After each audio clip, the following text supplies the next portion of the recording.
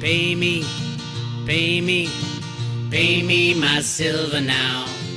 Pay me or go to jail. Pay me my silver now. Good morning, Bix Weir, roadtoroot.com with your morning horn of Z's, your sip of chaga coffee. Before I get going, I know a lot of people are making their final purchases when it comes to silver before it becomes unobtainium. Everything is pointing to the physical side of silver, not necessarily the price on the COMEX, the futures and options. That's the rigging area.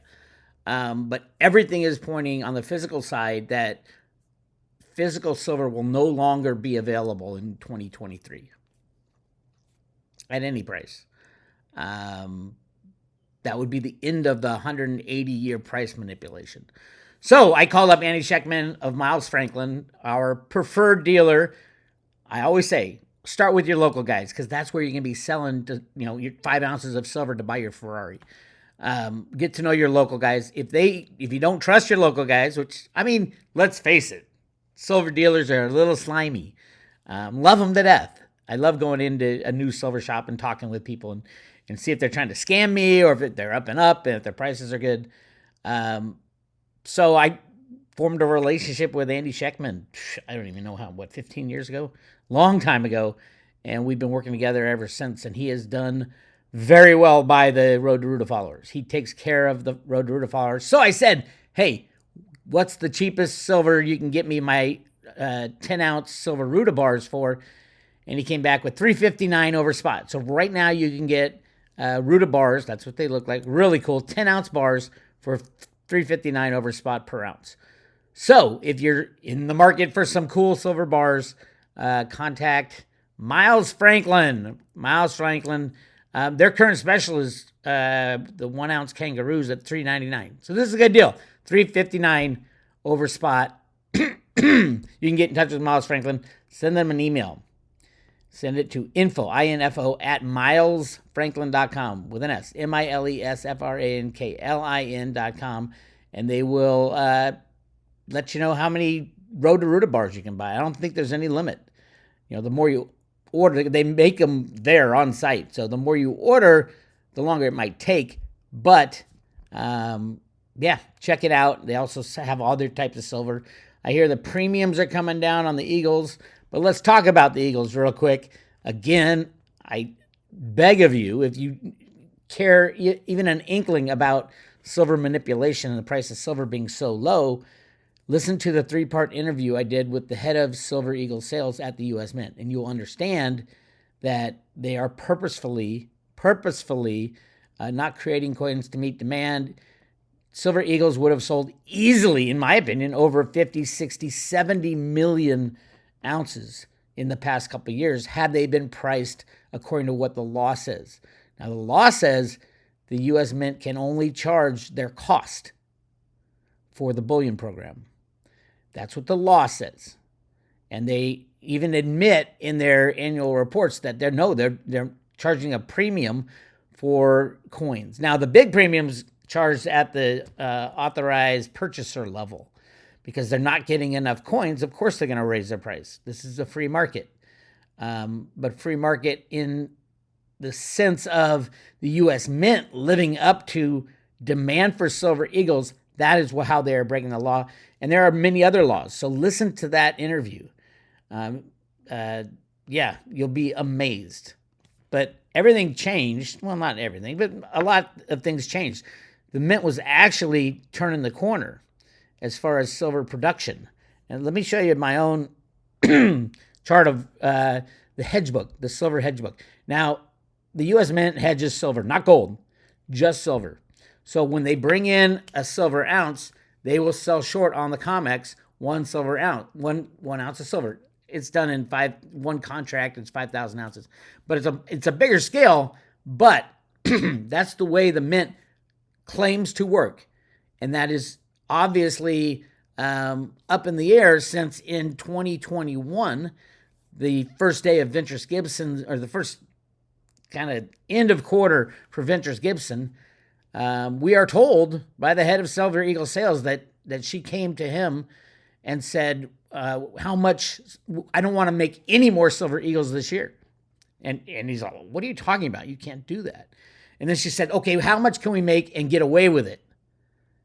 And that's what they're doing now. As you can tell, in 2021, see these, this is the fiscal year and then the production year. So this is what it says on the coin.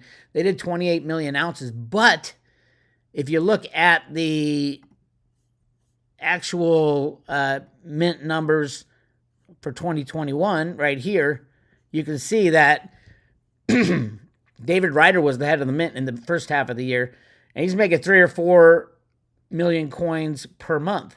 Then they did the changeover to the new style of Silver Eagles, the Type 2, where they put the little notch in the bottom and had a couple, changed the back and have a couple changes.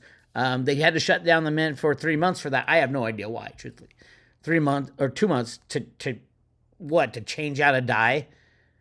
This is all ridiculous. But so it started going fine, and then Ventures Gibson got in. That's when she wanted to shut it off. That's when they only did 1 million coins in October and 1.5 million in November and none in December, which got us to 28. We would have had a 40 million ounce year in 2021, probably more than 40 million ounces. Jack Surham of the U.S. Mint program said the true demand at that time was probably 30 to 40 million ounces. Now, if Janet Yellen is deciding what the actual demand of the consumer is, which she's legally bound to do, wouldn't the first person you ask be the head of sales of Silver Eagles, who's telling us it's between 30 and 40? And Ventures Gibson is only making 15, which is crazy. So go back to this chart. In 2022, she made 15.9 million ounces. Why? They claim it's the blank problem. No other mint has that problem. The U.S. Mint is the only mint required by law to pay whatever it takes to get silver blanks.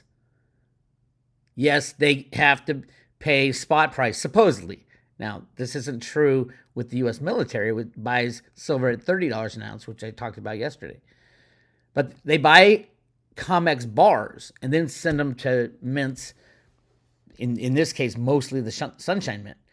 Now, at the Sunshine Mint, they make them into blanks, the 1 ounce blanks. The reality is the U.S. Mint is supposed to pay the highest price out of anybody to the Sunshine Mint to make sure that we get all the blanks to meet demand. That's the law, and they are time and time again breaking the law.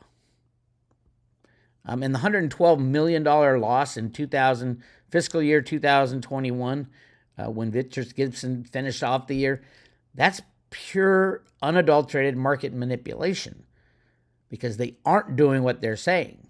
They're saying, well, we only use silver hedges to protect price change.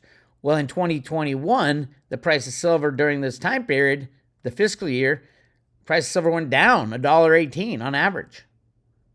So if they were properly hedging, they should have made money on their hedge book, and yet they lost 112 million ounces. Remember, 2021 was a very interesting year. It was the year of the silver squeeze, right? Silver almost hit $30, and everybody's freaking out. So it does look like to me that the U.S. Mint, through massive amounts of hedges, plus and minus, I don't know what's going on. Nobody should know what's going on with their hedge book. We need the U.S. Mint to clarify or tell us how big their hedge book is, how much trading actually goes on. Is it really every time you bring an ounce in, you hedge it, and every time it leaves, you close the hedge? Looks like to me they weren't closing the hedge. That's exactly what happened. They weren't closing the hedge. It wasn't a money-making thing for them. They were trying to stop the price from rising. So, yeah, lots to answer to at the U.S. Mint. For example, how many trades does the U.S. Mint do per year? It should only be the amount of silver that goes out and comes in. There should be no other trading on the U.S. Mint hedge book, but clearly there is. If you lost $112 million on a single year, the year average price of silver went down, something is seriously wrong. I mean, that comes out to a loss of $4.41 per hedge that they're supposed to pass on. So yeah, Silver Eagles should be $4.41 plus the $2.50 of costs. That's like $6 in 2021 over the price of silver. That's just their cost because they're playing with the hedge book. So a lot of problems with the U.S. Mint. A lot of problems with the Biden administration, if you ask me. Ventures Gibson is not, and I quote, has no experience in even anything related to the U.S. Mint. She's an HR professional. The first thing she did at the Mint was start all these HR programs, diversity programs, and shut down what they're actually there to do is to make the coinage of the United States of America. Yes, she should be impeached. Can you impeach her? She should be thrown out of office, obviously. And I think the whole Biden administration might be very soon. All right. What's going on today, Bix? Well, we found out who the not massive because it wasn't that big, half of the COMEX silver deliveries for June were not delivered all the way up to the last week of deliveries, and they were all done yesterday. So whoever it was that was not delivering contracts that were standing for delivery, they paid the entire month of storage fees if they had the silver. Clearly, they did not have the silver. So this gives us a real good spotlight on who it is that was short silver, and guess who it is? Right here. Bank of America. Bank of America. So Ted Butler was absolutely correct. I've been absolutely correct. That massive increase in Bank of America's silver short position, the lease of silver from JP Morgan, over 1 billion ounces, is coming home to roost. So it was Bank of America who waited all month to deliver 2 million ounces of silver. And voila, we're in the last week of the deliveries, last days of the deliveries, and they delivered the rest of it yesterday. Or this might be today. 26th is yesterday. Mind you, this isn't all they owe. So keep an eye out for problems at Bank of America. Yeah, it's really interesting. I mean, just watching this thing play out, the criminality.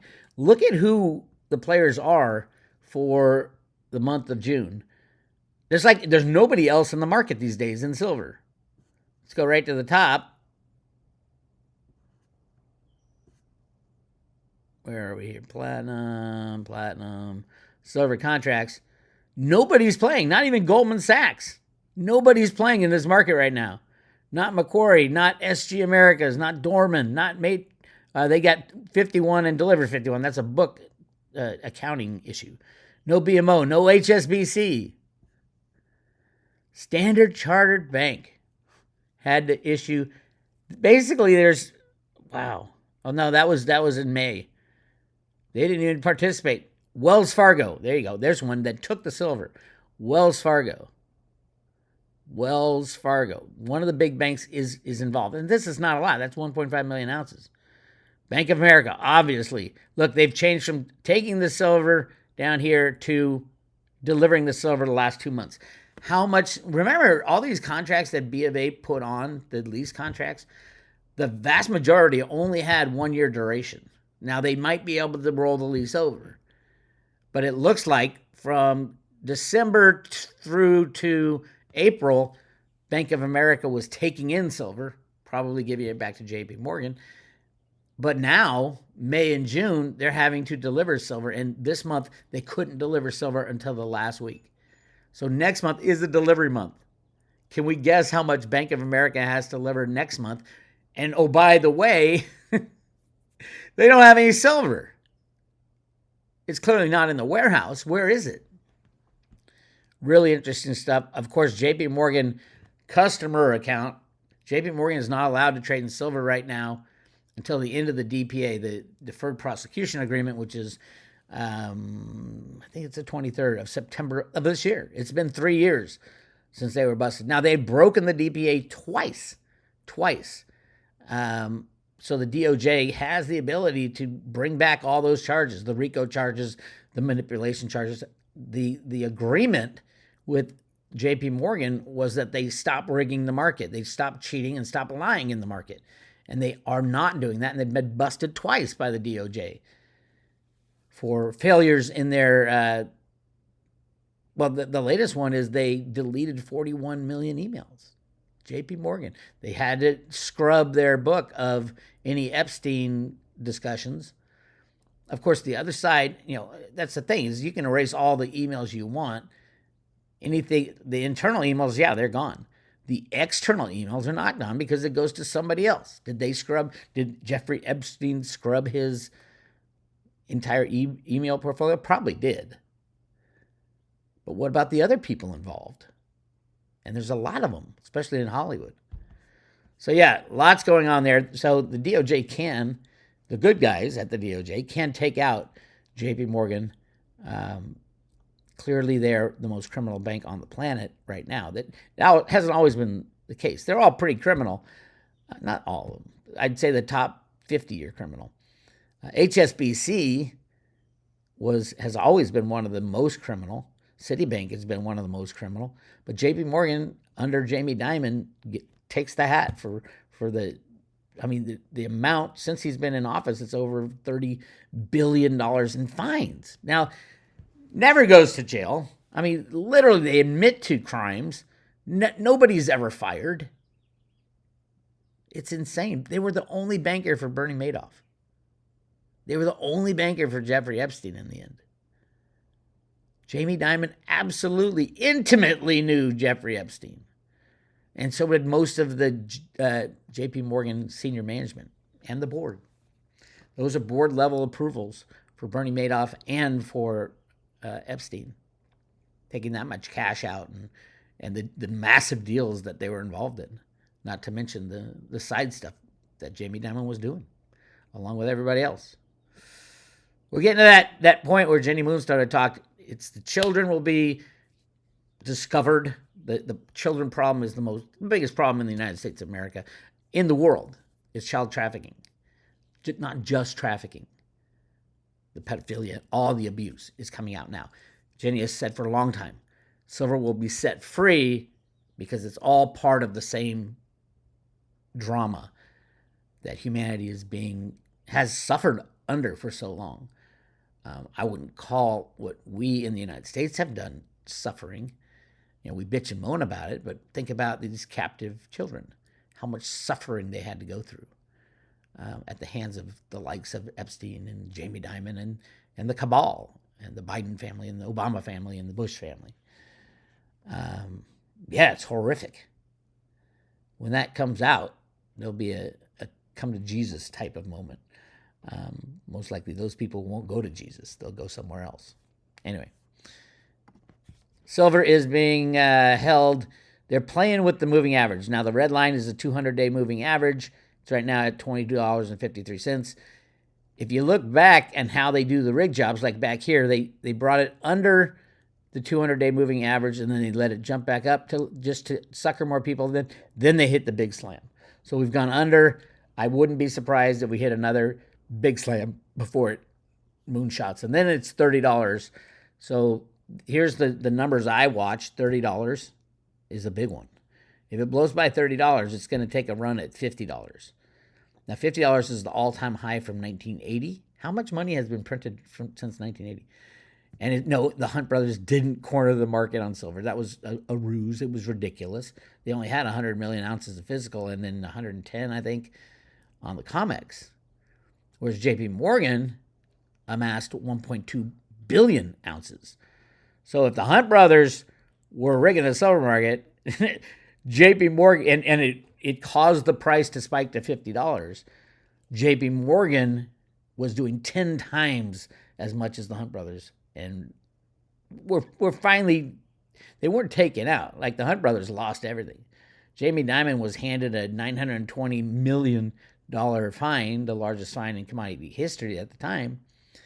But he also booked a $1 billion gain on commodity trading that he had in his back pocket. Probably related to the lease to JP Morgan or to Bank of America. Now, some people say, no, Bix, an operating lease, you couldn't book the gain. That's true.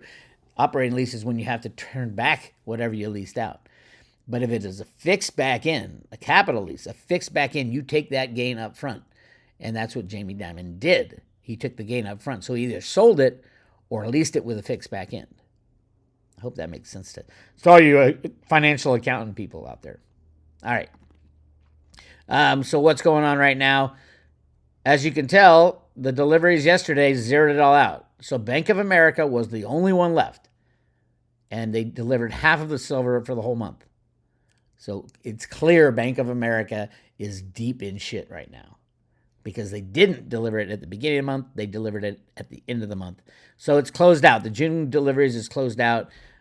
July looks like 27, but as we get to the last day, I think the last day of trading is the 30th, so Thursday. As you can tell, this is 11 million ounces got rolled over, but it didn't get rolled over. Look at that, sorry, it's not 11 million ounces. It's 11,000 contracts, which is 55 million ounces, I think. Let me just make sure. It's early in the morning here. 11,497 times 5,000. 57 million ounces. It looks like they got rolled over, but actually only 3,727 contracts got rolled over to the September delivery. So 7,000 came off the open interest, were just closed out and done, gone of the July contract. And they weren't rolled over. Those weren't rolled over. 7,000 contracts, that's about 7.5 is 37.5 million ounces. Just poof, closed out, never to be seen again. So somebody's running for the hills. Now, a lot of this goes in exchange for physicals. Our friend Harvey Organ over there at harveyorganblog.com tracks this. And June is a pretty big month. For a non-delivery month on the COMEX, this is the LBMA. These are the exchange for physicals where you can't really deliver it on the COMEX because you don't have the silver there, supposedly. You got to go over to the LBMA, transfer those contracts out because no one else is going to sell short. So what do you do? How do you get out of your short position? You transfer it to another exchange that's even more criminal than yours. And let's take a look here. Yesterday there were 402, which is 2 million ounces, exchanged for physical. That's the transfer over to London.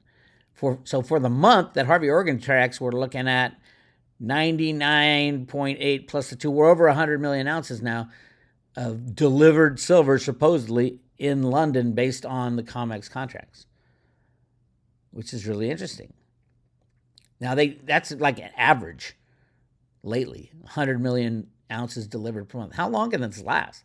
If JP Morgan took 8 to 10 years to amass 1.2 billion ounces of physical while they were shorting the COMEX, at 100 million ounces a month coming out of the LBMA, that's bleeding physical silver. Bleeding it. And that won't last much longer, in my opinion. So that's kind of where we are on the COMEX. Keep an eye on harveyorganblog.com for the exchange for physical, how they get out of it's the get out of jail free card. So I do expect the COMEX to have July to have a small delivery month. I mean, bigger than June, which was 8, so it's 4 million ounces, which is right down near the bottom. There's just no silver left in the COMEX warehouses. So, yes, I know they say, oh, our inventories are this big and this big and this big. Most of those are controlled by JP Morgan. Most of those are lies. A vast majority is already pledged to the ETFs. Why do you think JP Morgan has the largest silver warehouse in the world on the COMEX? They control the COMEX, plus they're the custodian for SLV. Massive, I would say all of the silver that JP Morgan has control of is re-hypothecated silver, meaning several owners, several different places. And the BlackRock ETF called SLV, which has JP Morgan, the largest criminal in silver, guarding the silver Such a big deal. It's bigger than probably anything. I mean, we can see that by the mint. The new mint director comes in and says, we're going to stop making silver eagles. We can't find the silver. So keep an eye out. A couple other things. $1 billion bank restricts customers to $667 in cash withdrawals. Limits, I think that's per day. Places cap on how much people can spend. These bankers think your money in the bank is their money, and it is not. So I looked at this, and I'm like, we've heard this kind of thing before, but then I read it, and I'm like, which bank are we talking about? Westpac Bank. I'm like, shit, Westpac. I remember Westpac from 2008. It was it's the second biggest bank in Australia. It was failing. So they're in the same predicament as they were, or not. They did a big analysis. Here we go. Westpac looks back at bank killing 2008 crisis and said, what did we do wrong? The biggest thing they didn't do wrong is they allowed people to come get their money. You can't do that as a fractionally reserved bank. So this year, here we are all these 15 years later, they are not allowing people to get their money. They think they're ahead of the crowd by saying, okay, you can't withdraw cash already. They're one of the first banks to do this in the new banking crisis that we're in.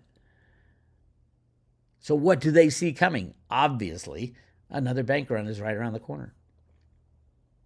Anyway, really interesting stuff. Westpac Bank is going to be front and center again, along with JP Morgan. Said every bank, no bank on the planet can survive a bank run because it's a wonderful life. It's so obvious. Money is created at the banking level, not the government level or the central bank level. They have like a little base money they put out there, and then the banks who lend you money for your house create that money out of thin air. Wouldn't you like to have, yes, they have to have, 10% in reserve? So they're going to give you $1 million, and 900,000 of that $1 million is going to be created new money. Talk about hyperinflation. But it's great going up. I mean, bankers make money hand over fist. Coming down, it's instant destruction.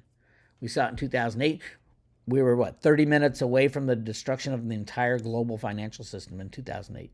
That's what Senator Ken Jaworski said. It was on 9/11, by the way. And we are creeping right to a new 9/11 and the end of the fiscal year. So many things are pointing towards September in the way I see things and look at things. Yes, they can rig every price at any moment, at any time. They show us that in cryptos all the time. Will there be another slam? My guess is, yeah. That's why you hodl. You don't know. And truthfully, they changed their mind. The controllers, mainly out of the United States of America, the Exchange Stabilization Fund. In 1934, the U.S. government gave the Treasury the ability to rig any market. It's 34 or 35. The Gold Act might be 35. 34 or 34.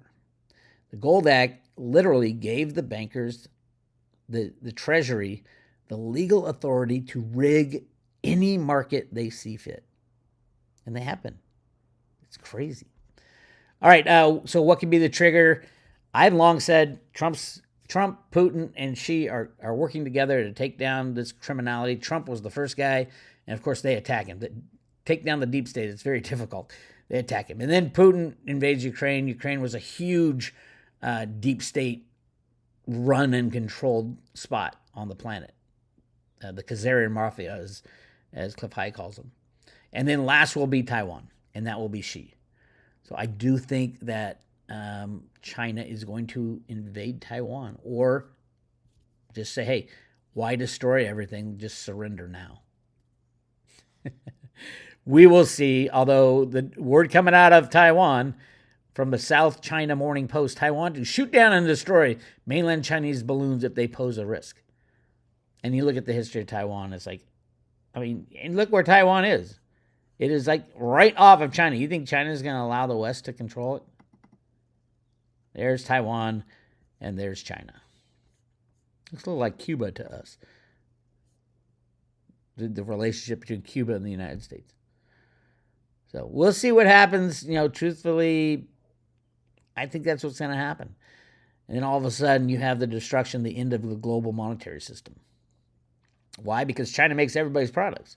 What would you do without China making your flat screen TV or your, I mean, it's not even just the electronics anymore. It's everything.